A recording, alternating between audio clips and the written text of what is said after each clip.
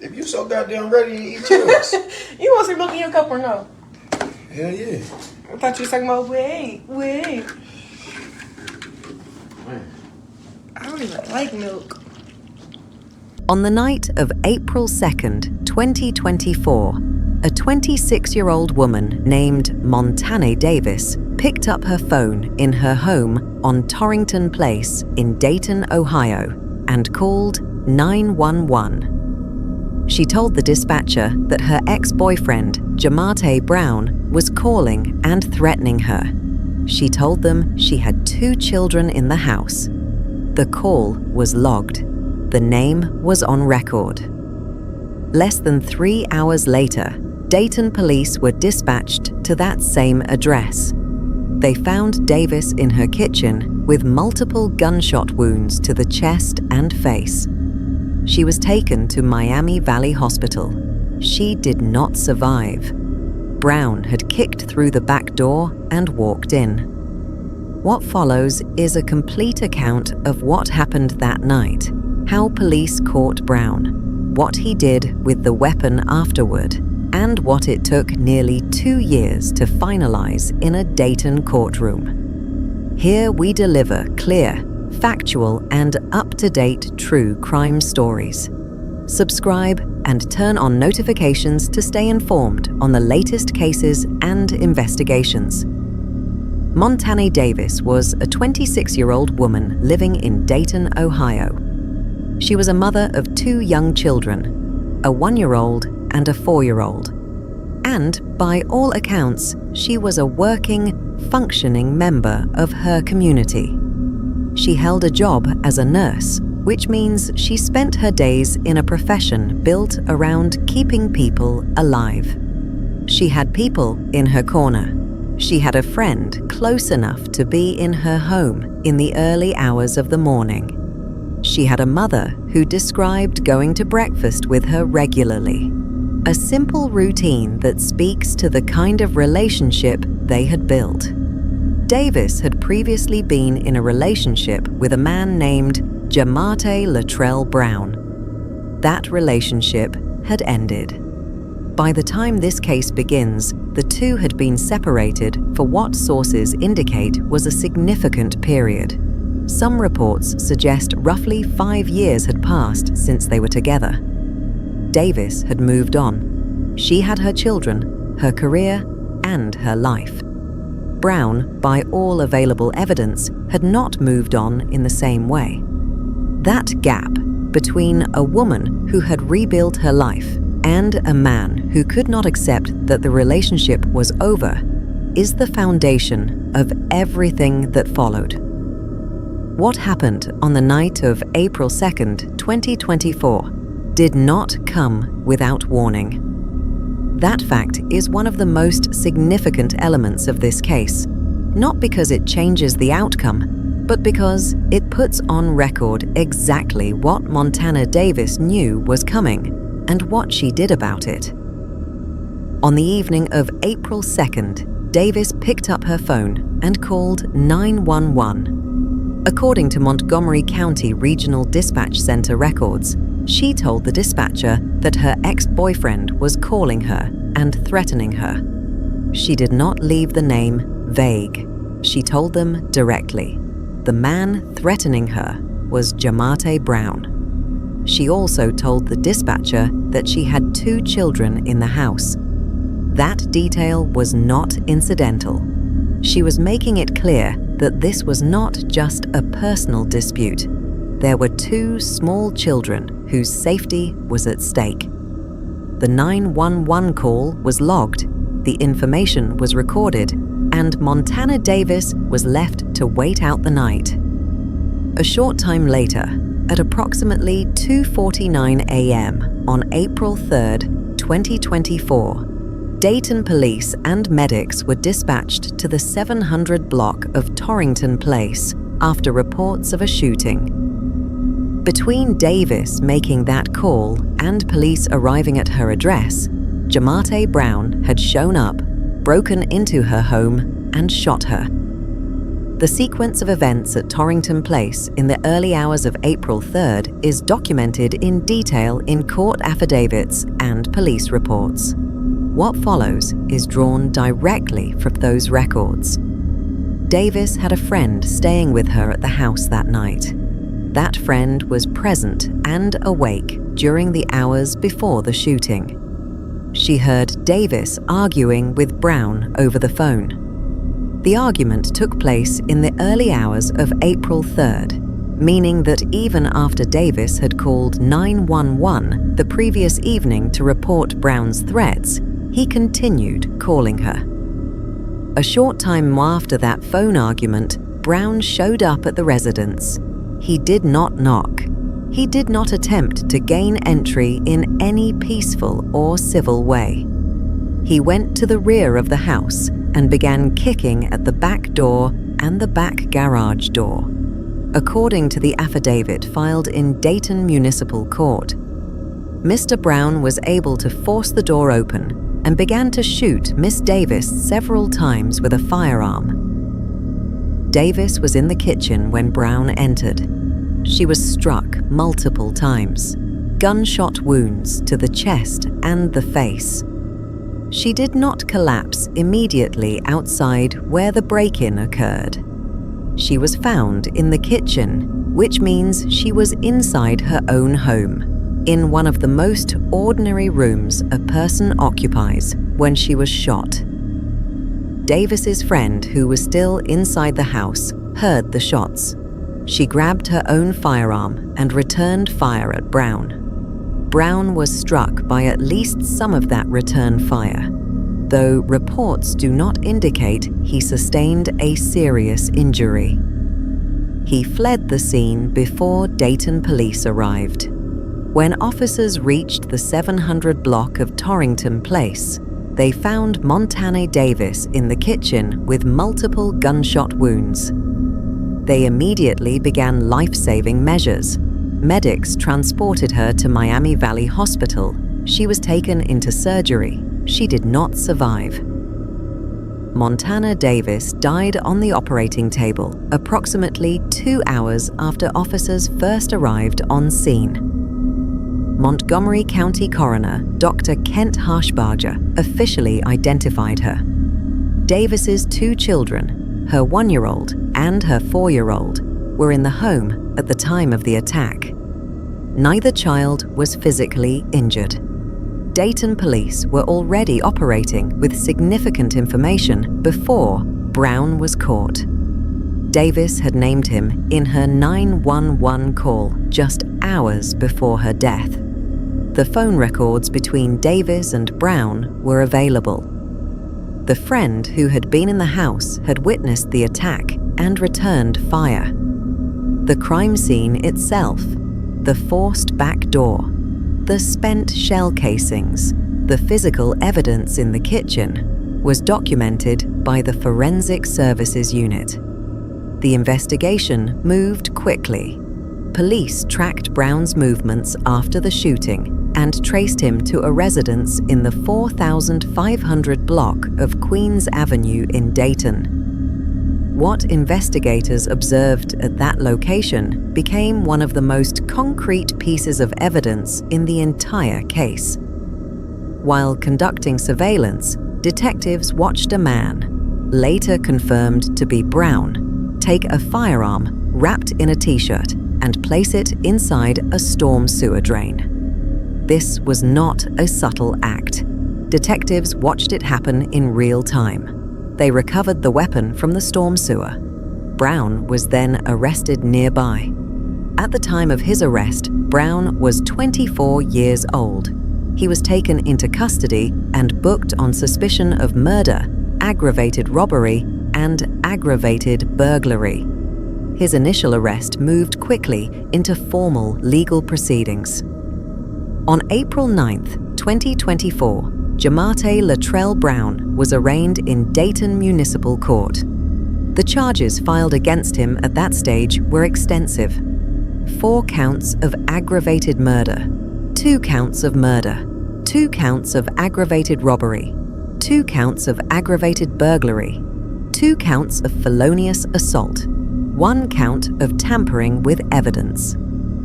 The tampering with evidence charge was directly tied to what investigators had witnessed at the Queens Avenue address, Brown concealing the firearm in the storm sewer drain. That act of disposal, observed by detectives, was folded into the charge list immediately. His bond was set at $1 million. On April 12, 2024, a Montgomery County grand jury returned a formal indictment. The grand jury indictment confirmed the charges and moved the case from municipal court into Montgomery County Common Pleas Court. Brown was subsequently arraigned in Common Pleas Court on the full slate of charges, which now included 2 counts each of aggravated murder, aggravated robbery, aggravated burglary, and murder, along with 4 counts of felonious assault and 1 count of tampering with evidence. Dayton Police Lieutenant Stephen Bauer served as the department's public-facing spokesperson for early press inquiries on the case. The legal proceedings hit a significant point of contention in the summer of 2024. On July 5, 2024, Brown entered a plea of not guilty by reason of insanity. This is a specific legal defense that, if successful, would result in Brown being committed to a mental health facility rather than sentenced to prison. It requires a defendant to demonstrate that at the time of the crime, they did not understand the nature of their actions or could not distinguish right from wrong. In response to the insanity plea, the court ordered a mental health evaluation on July 26, 2024. That evaluation was conducted and submitted to the court for review. The case came before Montgomery County Common Pleas Court on September 13, 2024, for a competency hearing. Judge Mary E. Montgomery presided. After reviewing the mental evaluation, Judge Montgomery found that Brown was presently competent to stand trial. The not guilty by reason of insanity plea did not go away. That is a defense that can still be argued at trial, but the competency ruling confirmed that Brown understood the nature of the proceedings against him and was legally capable of participating in his own defense. This ruling cleared the path for the case to move forward toward trial. To understand the weight of what Brown faced going into trial, it helps to understand what the specific charges mean under Ohio law. Aggravated murder in Ohio is the most serious homicide charge available. It covers purposeful killing under specific circumstances, including killing during the commission of a felony, such as aggravated burglary. The fact that Brown forced his way into Davis's home before shooting her created the circumstances for an aggravated murder charge tied directly to the burglary. Ohio law also allows for multiple counts of aggravated murder based on different factual theories of the same killing, which is why 4 counts were filed. Aggravated burglary applies when a person trespasses into an occupied structure with the purpose of committing a criminal offense, and either the structure is a permanent or temporary habitation, or the offender has a deadly weapon. Brown's forced entry into Davis's residence at a time when she and her children were present, while armed, satisfied the elements of this charge. Aggravated robbery under Ohio law applies when someone, in the course of committing a theft offense or fleeing afterward, has a deadly weapon. The prosecution's theory here was that the entry and the attack constituted a robbery scenario as well. Felonious assault covers knowingly causing serious physical harm to another person. or causing physical harm by means of a deadly weapon. Multiple counts can be filed for multiple victims or for separate acts. Tampering with evidence directly addresses Brown's disposal of the firearm in the storm sewer drain, an intentional act designed to destroy or conceal evidence relevant to the investigation. Taken together, the charges reflected a prosecution theory built around a planned, deliberate attack. Brown armed himself, traveled to Davis's home, forced entry, shot her multiple times, and then took deliberate steps to destroy the weapon. The charges were not incidental. They were structured to address every element of what the evidence showed. Before trial, prosecutors had access to a substantial body of evidence. Reconstructing that profile from court records and public reporting gives a clear picture of what the state intended to put before the jury. The 911 call, April 2nd, 2024. This was a foundational piece of evidence. Davis called 911 the night before her death, named Brown specifically, described his threats, and disclosed that she had 2 children in the home. The call was logged with Montgomery County Regional Dispatch Center. It established premeditation on Brown's part. He had been making threatening calls before arriving, and it documented that Davis had reported his threats to authorities before the attack occurred. Phone records Davis's friend, who was at the house, heard Davis arguing with Brown on the phone in the early hours of April 3rd, after the 911 call had already been placed. This established a timeline showing that Brown was in contact with Davis immediately before he showed up at her door. The eyewitness, Davis's friend, the friend who was in the house, was a direct witness. She heard the argument, heard Brown force entry, heard the shots, and took her own gun and returned fire. Her account was logged in Dayton Municipal Court records and formed part of the affidavit that led to Brown's arrest warrant. Physical evidence at the scene. Dayton Police's Forensic Services Unit documented the crime scene extensively. The forced rear door and garage door showed the point of entry. The location of Davis's body in the kitchen established where the shooting took place. Shell casings and ballistic evidence were recovered. The weapon recovery.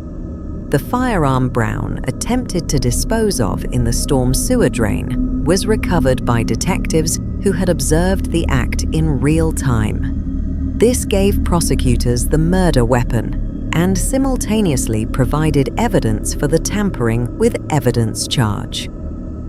The gun was recovered from the Queens Avenue storm sewer and entered into evidence. The arrest observation. Detectives observed Brown disposing of the weapon before arresting him nearby. This created a direct line from Brown to the weapon to the crime scene, documented by law enforcement who witnessed it firsthand. The trial of Jamartay Brown took place in January 2026 in Montgomery County Common Plea Court. The case had taken approximately 21 months from the date of the crime to reach the trial phase. That timeline included the initial arrest, the grand jury indictment, the competency question, mental evaluation, competency ruling, and pretrial preparation by both sides. Judge Mary E. Montgomery presided over the trial. The prosecution was handled by the Montgomery County Prosecutor's Office under Matt Heck, Jr. The trial proceeded before a jury. Both sides presented their cases. The prosecution laid out the full timeline: the 911 call, the phone argument in the early morning hours, the forced entry, the shooting, the flight from the scene, and the weapon disposal. the friend who had been in Davis's home and witnessed elements of the attack, testified as part of the state's case. The defense had entered a not guilty plea and had previously explored the insanity defense path, though that route had been challenged by the competency ruling and the mental evaluation findings. The jury deliberated and returned its verdict. Jamartay Brown was found guilty on all significant counts: aggravated murder, guilty; murder, guilty; aggravated burglary, guilty; aggravated robbery, guilty; felonious assault, guilty. The verdict represented a complete rejection of any defense argument that Brown was not responsible for what happened to Montanae Davis on April 3, 2024. Following the guilty verdict, the case moved to sentencing. On February 12, 2026, just under 2 years after the murder, Jamartay Latrell Brown appeared before Judge Mary E. Montgomery for his sentencing hearing. The sentence handed down was the maximum available under the law: life in prison without the possibility of parole, plus an additional 25 to 30.5 years on the remaining charges. Brown was 26 years old at the time of sentencing. Under this sentence, he will never be released from prison. The life without parole component means there is no parole board he can appeal to, no minimum term after which he becomes eligible for release. The additional 25 to 30.5 years on the other charges stacks on top of that, though with a life without parole sentence already in place, those additional years are largely symbolic in practical terms. Montgomery County Prosecutor Matt Heck Jr. issued a statement following the sentencing. The murder of Ms. Davis by this defendant was senseless and tragic. Ms. Davis's 1-year-old and 4-year-old children, who were both in the residence at the time of the murder, were left without their mother. Heck's statement was direct and factual.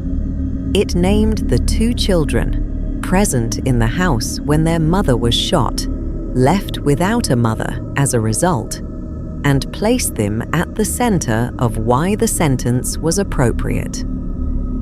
The Montanae Davis case is not isolated.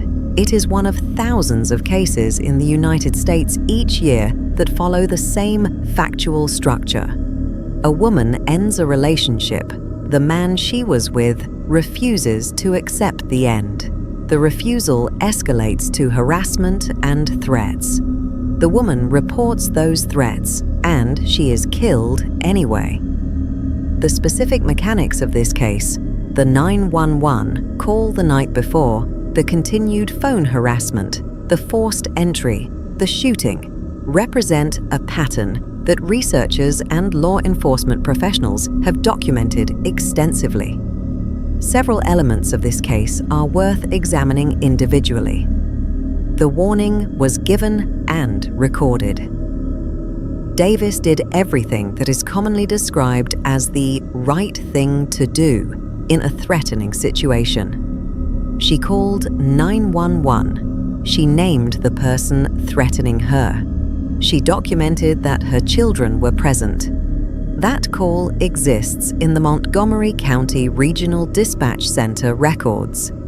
It was later used as evidence in the prosecution, but it did not stop the attack from happening in the hours that followed. That gap between a documented, named threat and the follow-through of that threat is a consistent feature of domestic violence homicide cases. The attack happened at home. Davis was in her own kitchen when she was shot. She was not in a public space, not in a confrontation she walked into. She was in her home, in the middle of the night, with her children in the house and a friend staying over.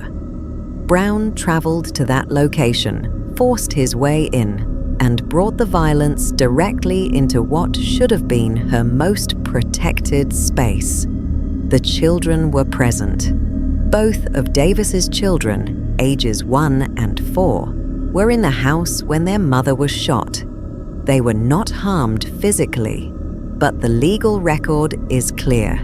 They were there. They were present. The prosecutor's office highlighted this fact explicitly in the statement following sentencing. 2 children who were 1 year old and 4 years old at the time their mother was murdered are now, in 2026, 3 years old and 6 years old. They are growing up without her. The weapon disposal shows premeditation. Brown did not attempt to surrender after the shooting. He fled the scene, traveled to another location, and took deliberate steps to conceal the murder weapon by placing it in a storm sewer drain. That act, wrapping the gun in a t-shirt, walking to a drain, dropping it in, requires intent and forethought. It is not the behavior of someone who acted without awareness of what they had done. It is the behavior of someone who understood the consequences and attempted to eliminate the evidence. Detectives observed this in real time and recovered the weapon. The legal system responded thoroughly. From arrest to indictment to trial to sentencing, the legal process in this case operated as it was designed to. The charges were comprehensive. The trial was completed. The verdict was unanimous on the major counts. The sentence was the maximum. Every stage of the process moved in the direction the evidence pointed. In the days immediately following the shooting, before the legal process had fully begun, Davis's family and community held a balloon release in her honor. Her mother, Melissa Dennis, spoke publicly. This has really took a toll on us and I hope to make it through, because every day I'm going to mourn. I'm going to hurt. I can't go to breakfast with my baby. She'd called me at 6 o'clock in the morning, and we go to breakfast once the kids had gone to daycare, school. Dennis also confirmed that the family knew the person responsible. She was a wonderful sister, Dennis said, referring to Montanae in words directed to a sibling, before correcting herself to describe her as her daughter. The grief in her statement is concrete and specific, not just loss in the abstract, but the loss of a morning routine, a phone call, a standing breakfast date. Davis's mother also confirmed that she knew the man who had shot her daughter and that he was in custody. That knowledge, that the person responsible was identified, arrested, and facing charges, did not erase the fact that Davis was gone. The community response also included significant attention on social media. The case drew engagement across platforms as people who knew Davis or encountered her story shared their reactions. The combination of her professional identity as a nurse, her role as a single mother, and the documented warning she had provided to 911 the night before her death made the case particularly widely discussed.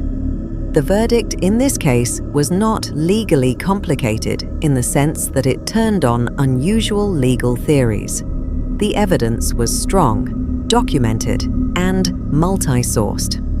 What makes the verdict significant is the completeness of the findings. The jury found Brown guilty of aggravated murder, the highest homicide charge in Ohio. It found him guilty of the burglary charge, establishing that the forced entry was criminal. It found him guilty of felonious assault. The full range of charges that the prosecution brought to trial resulted in convictions. Under Ohio law, aggravated murder carries a possible sentence of death, life without parole, or life with parole eligibility after a set term. The jury's verdict on aggravated murder combined with the specific circumstances, including the fact that 2 young children were present in the home, gave Judge Montgomery the discretion to impose life without parole. That is the sentence she chose. The additional 25 to 30.5 years on the other charges were imposed consecutively, meaning they run after the life sentence rather than concurrently. This is a standard judicial tool for ensuring that each crime receives its own accounting, even when the primary sentence is already the maximum. As of February 2026, Jamartay Latrell Brown has been sentenced to life in prison without the possibility of parole. He is currently serving that sentence in the Ohio State prison system. He was 26 years old at sentencing. Montanae Davis is dead. She was 26 years old when she was killed on April 3rd, 2024. She had 2 children, a career as a nurse, a mother who went to breakfast with her, and a friend close enough to be in her home in the middle of the night. She identified her killer by name to 911 dispatchers hours before he came through her back door and shot her. Her children, who were in the house when their mother died, are being raised without her. The case resulted in the maximum possible sentence under Ohio law. Every charge that mattered in terms of Brown's fate, the aggravated murder count, the burglary, the assault, the robbery, resulted in a conviction. The legal system's response to the crime was thorough and final. What the legal system cannot do is reverse what happened in that kitchen on Torrington Place at 2:49 in the morning on April 3rd, 2024. It can only account for it after the fact. The Montanae Davis case is, at its core, a record of what happens when a person's warnings are not acted upon in time. Davis knew she was in danger. She told the police. She named the person. She did it hours before she died. The documentation exists. It was used in court. Brown was convicted and sentenced to life. None of that changes the fact that when Brown kicked through the back door of her house and walked into her kitchen with a gun, Montanae Davis was alone with her friend, her 2 babies, and no one between her and the threat she had already reported. The case is closed. The sentence is final. The record is complete.